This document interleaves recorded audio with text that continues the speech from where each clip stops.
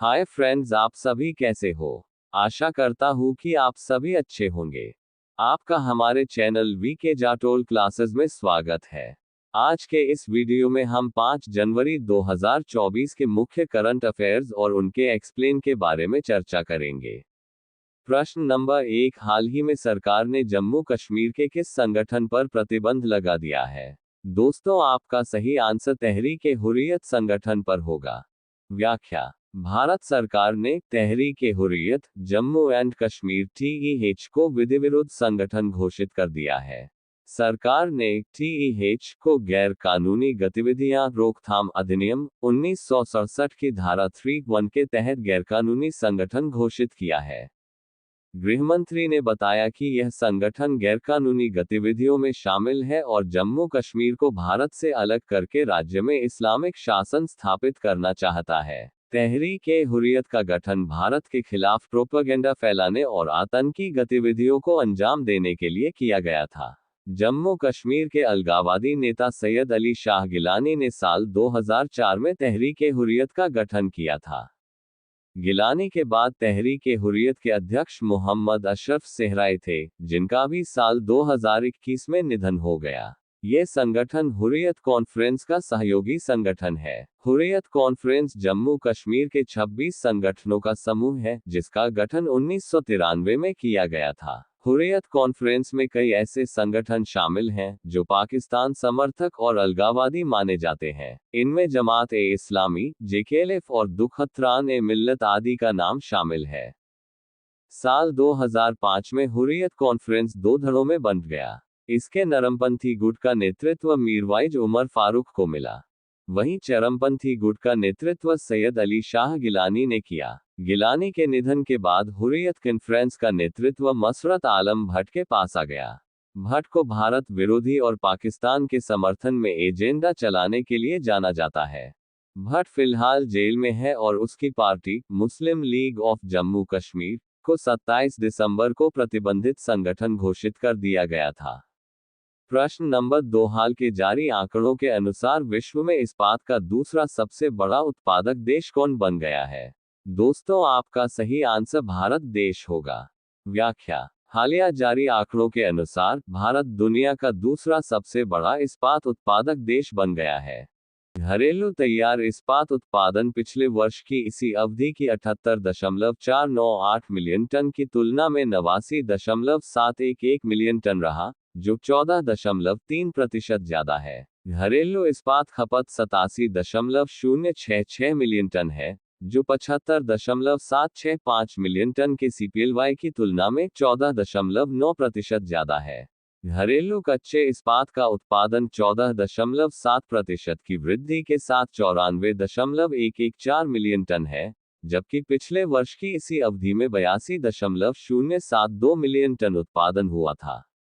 अप्रैल से नवंबर 2023 की अवधि में तैयार इस्पात का आयात पिछले वर्ष के 3.751 मिलियन टन से बढ़कर चालू वर्ष में 4.253 मिलियन टन हो गया है, जिसमें 13.4% की वृद्धि हुई है। इस वर्ष 27 कंपनियों के साथ 29 करोड़ रुपए से अधिक की कुल 57 परियोजनाओं को कवर करने के लिए एक समझौता ज्ञापन पर हस्ताक्षर किए गए। स्टील भारतीय अर्थव्यवस्था के लिए एक महत्वपूर्ण क्षेत्र है, जो वित्त वर्ष 2021 से 2022 में देश की GDP का 2% हिस्सा है। प्रश्न नंबर 3, हाल ही में चीन का कौन सा जहाज पृथ्वी के आवरण की खोज के लिए रवाना हुआ है। दोस्तों, आपका सही आंसर मेंगजियांग जहाज होगा। व्याख्या: चीन ने वैज्ञानिक अन्वेषण में एक महत्वपूर्ण क्षण को दर्शाते हुए अपने अभूतपूर्व महासागर ड्रिलिंग पोत मेंगजियांग को पेश किया है। चीन भूवैज्ञानिक सर्वेक्षण द्वारा 150 अनुसंधान संस्थानों और कंपनियों के सहयोग से विकसित इस जहाज को चीनी भाषा में ड्रीम नाम दिया गया है। मेंगजियांग का लक्ष्य पृथ्वी की परत में प्रवेश करना और मेंटल के रहस्यों को समझना है, जो इस अज्ञात क्षेत्र में मानवता के उद्घाटन प्रयास को चिन्हित करता है। प्रभावशाली 33,000 टन वजनी और 179 मीटर 590 फीट तक फैला मेंगजियांग असाधारण क्षमताओं वाला एक विशाल जहाज है। इसकी रेंज 15,000 समुद्री मील है और यह प्रति पोर्ट कॉल 120 दिनों तक काम कर सकती है। समुद्र की सतह से 11,000 मीटर की गहराई तक पहुंचने की क्षमता के साथ जहाज की ड्रिलिंग क्षमता बेजोड़ है। मेंगजियांग मोहोरोविकिकसनतता या मोहो, जो कि आवरण में मानव अन्वेषण की अंतिम सीमा है, को तोड़ना चाहता है। जबकि अमेरिकी वैज्ञानिक 1960 के दशक से इस लक्ष्य का पीछा कर रहे हैं। मेंगजियांग की अत्याधुनिक तकनीक पृथ्वी की संरचना को समझने की खोज में एक नए अध्याय का प्रतिनिधित्व करती है। प्रश्न नंबर 4, हाल ही में कौन सा राज्य देश का पहला पनडुब्बी पर्यटन शुरू करेगा? दोस्तों, आपका सही आंसर गुजरात राज्य होगा। व्याख्या: हाल की घोषणा के अनुसार गुजरात देश का पहला पनडुब्बी पर्यटन शुरू करेगा, जिससे उन्हें समुद्र के नीचे खोए हुए प्राचीन शहर द्वारका में समुद्री जीवन का पता लगाने में मदद मिलेगी। राज्य सरकार ने शहर में परियोजना के लिए मझगांव डॉक शिपबिल्डर्स के साथ एक ज्ञापन पर हस्ताक्षर किए हैं, जो हिंदू भगवान कृष्ण के शहर के रूप में सांस्कृतिक महत्व रखता है।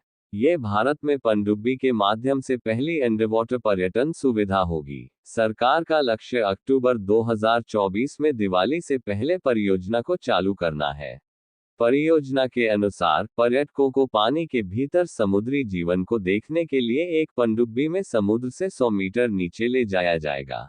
प्रत्येक पनडुब्बी 24 पर्यटकों को ले जाएगी और जहाज का नेतृत्व 2 अनुभवी पायलट और एक पेशेवर चालक दल द्वारा किया जाएगा।